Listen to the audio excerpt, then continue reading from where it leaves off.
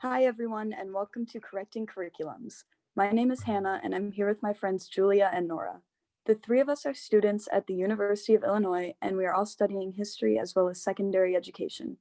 Since we will all be teaching some type of social studies to high school students in just over a year, we thought we should take a critical look at the APUSH curriculum and find ways to incorporate social justice into our classrooms as well as into our everyday lives. Because of our love for history and for social justice, we created this podcast in order to provide students with a more holistic understanding of American history. We want to include minoritized stories and voices, as well as bring light to the damage of the American education system and its partiality. With this podcast, we hope to educate students, teachers, and all people about the importance of social justice. So here are a few helpful definitions that may come up in our conversation today. The first is education debt, which was coined by Gloria Ladson Billings. The education debt refers to the unequal support and resources that are given to affluent schools and students versus the lack of resources given to low-income and minoritized students. This debt has been present for generations and stems from the notorious racism of the United States. Students from low-income schools, who tend to mainly be students of color, are given far fewer resources than their high-income peers, as well as having to deal with struggles that other students do not even worry about. Even worse, these students are scapegoated as the reason for their academic difficulties rather than blaming the system that was created to do just that. Another useful term is the achievement gap. The achievement gap is a huge issue in the American education system today. It is defined as the immense difference in standardized test scores between students of color and white students. This gap can be attributed to the education debt and its lasting effects on minoritized students. We must understand the education debt to be able to fix the achievement gap. And the last important term to familiarize yourself with is minoritize or minoritization, which we use often throughout this podcast, and you already heard us talking about it. You've probably heard your teachers, the news, and other sources refer to non-white groups as minorities, but not as minoritized. However, we must keep in mind the impact of our language. By using verb form, minoritize emphasizes how white people, the group with systematic power, marginalize people of color by denying housing, healthcare, education, and employment equality. Minoritize can also apply to people with disabilities or members of the LGBTQ plus community, among others. We found inspiration in the notorious whitewashedness of education in the United States and specifically in APUS history classes. In 2015, the College Board rewrote the APUSH curriculum to appease conservative critics such as the Republican National Convention, who argued that the framework took a leftist perspective, painting the US as a perpetrator of injustice. Instead, the critics suggested to focus on figures, events, and themes to broaden students' scope of understanding. In an example of the change, the 2014 vision read that World War II was wrong to merely note that the conflict brought new opportunities for women and minorities and moral questions raised by the atomic bomb and Japanese internment. It also notes that the Allied powers won, mainly due to their industrial superiority, while the 2015 rewrite dictated that Americans viewed World War II as a fight for the survival of freedom and democracy against fascist and militarist ideologies. Thus, the old framework is quick to point out the hypocrisy of American democracy during World War II, while the new framework highlights the American exceptionalist view of democracy. While the College Board provides a near 300-page framework outlining APUSH activities, core themes, learning objectives, reasoning processes, and suggested skill development, it also emphasizes that teachers must design their own curriculums from sources, assignments, and resources of their choosing. The College Board claims that this respects teachers' expertise and that they may amend the framework to fit the local needs of their community. However, this fails to acknowledge the bias and prejudice that is held by some teachers. These teachers can stand in the way of a student's ability to learn the true history of all Americans and not just the white ones that we have been previously taught. If a student doesn't see anyone like themselves in APUS history, why are they supposed to feel American? And if a student sees whitewashed lies about their people being taught in school, How are they supposed to pretend that it's okay or that it doesn't bother them? We must also keep in mind that there is no single APUSH textbook in use and that the different options may present slightly different interpretations of history.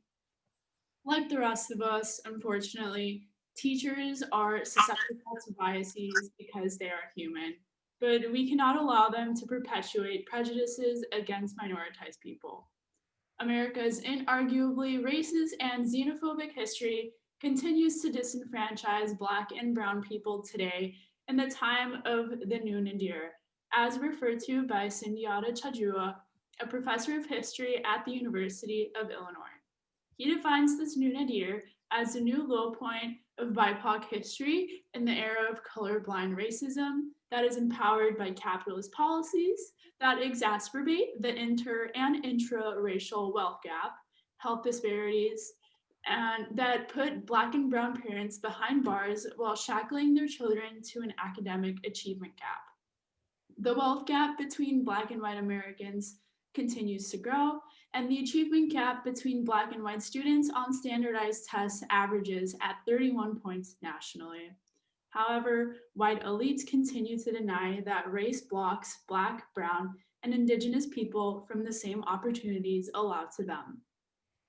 One of the barriers blocking minoritized Americans from social and economic mobility is the education debt, the amount of money the government should have invested in schools, primarily those in low-income communities or ones with high populations of minoritized people.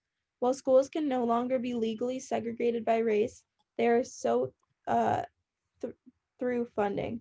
In the US, public schools receive funding from district property taxes. Urban areas with high poverty and large populations of people of color raise significantly less property taxes than suburban schools with high affluence and large populations of white people because of property value, segregation, and poverty. According to EdBuild, which white districts enroll 1,500 students, while non-white districts serve nearly 10,000. However, each student in a non-white district receives just over $2,226 less in funding than a student in a white district. Because of these discrepancies, we cannot provide the opportunity for educators to pass down the racist attitudes that they learned in school and as is currently allowed by the APUSH curriculum. It is our responsibility as Americans, friends, neighbors, to educate ourselves and others about the struggles that our fellow Americans have suffered for generations. It is our responsibility to do everything in our power to end the racist systems that have persisted for far too long and to keep up resistance where injustices are found. So, through a social justice, anti-oppressive approach to teaching history, educators emphasize the injustices white people force onto minoritized people by incorporating sources told from the perspectives of the oppressed and by encouraging the voices of minoritized students. And to do so, we believe that the APUSH framework should return to its more accurate depiction of America as a perpetrator of injustice, while maintaining the rewrite's focus on broad themes, figures, and events. Through this framework, educators can break cycles of inherited bigotry to forge a more tolerant generation aware and defiant of America's perpetual white supremacy and the growing tides of fascism. Now, as an example, we're going to focus in on the way that Americans are taught to perceive communism. Most students are told that it is evil and the opposite of our democratic, capitalist American ideals. Even more so, we are taught to fear China and the Soviet Union, among other nations that have or have had communist governments. Now, when I was a kid, I clearly remember joking about Russia, but also being afraid of it, and those literally stemmed from the Cold War. And I had absolutely no reason to believe this and to believe these like racist ideas about people, but I totally did, because why wouldn't you believe something that older people are telling you? So this type of thing shows how racism is taught very young, and many people don't even realize that it's racist a lot of the time.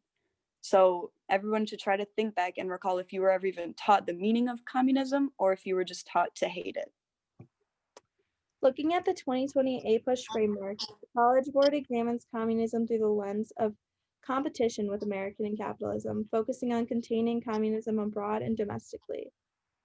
From my APUSH experience, I do remember learning about the political conflicts surrounding capitalism and communism.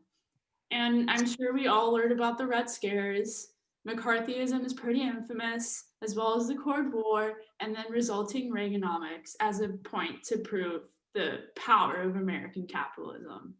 But for example, we did not learn about the United States Communist Party's, the CPUSA in short, aspirations of educating Black Americans on their rights and history, fighting against housing segregation and poor living conditions, as well as forging racial unity on the grounds of working class labor unity. For example, during the 1930s, the Chicago Communist Party established unemployed councils that fought against evictions from high rent, crumbling apartments, and they turned on utilities where people could not afford them. In neighborhoods with high unemployment, the councils could mobilize as many as 5,000 unemployed workers in half an hour to prevent an eviction, where they moved evicted families' furniture from the streets back into apartments. And obviously, this is very different as it involves the participation of Black Americans, which was not really allowed by the American system at the time. So I did not learn about this aspect of American communism until my urban history class in college.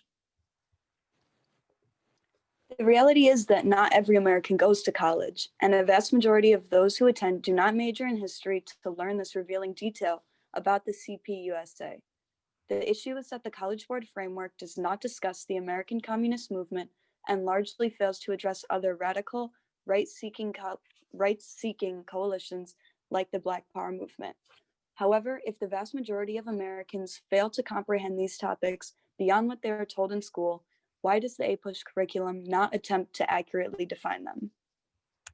At the highest level of American history taught in high schools, the College Board has great opportunity to correct partialities that many American history curriculums contain, including those of the communist movement and the CPUSA in America.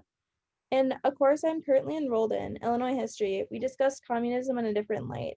In the course, we discuss the relevance of the communist movement in Chicago in the 1900s and focused a bit on the role it played in helping minoritized communities in a fight for civil rights. The relevance that I learned this movement had is incredible, and it seems like it would have been a shoo-in for the AP curriculum. However, when I took the AP course, I solely learned about the effect of communist hysteria had on the nation. It is partialities like this in the AP curriculum that leave high school students ignorant to so many issues, and I think that the College Board could do more to incorporate topics as important as this one. So I think that leaves us at a good point to wrap up our chat today. And as a group of 3 aspiring high school history teachers, the partialities we discuss are something we hope to correct in our own curriculums in the future. But us 3 teachers can only do so much. We're going to leave you with the hope that you carry on this message, continue working to educate yourself further on topics like this one, and join us in a fight to pressure capitalistic organizations like the College Board to resist the pressure from critics to keep the curriculum partial, and instead pressure them to incorporate complete and accurate histories of events. Thank you guys so much for listening in on our discussion today. We hope that it was interesting as well as motivating. We need support to bring these issues to light, and inequalities from our past are still disastrous for minoritized people today. Furthermore, our education system is doing nothing to change this cycle. Once again, it is up to us to educate ourselves on these topics and to educate the people around us so that we can make a change.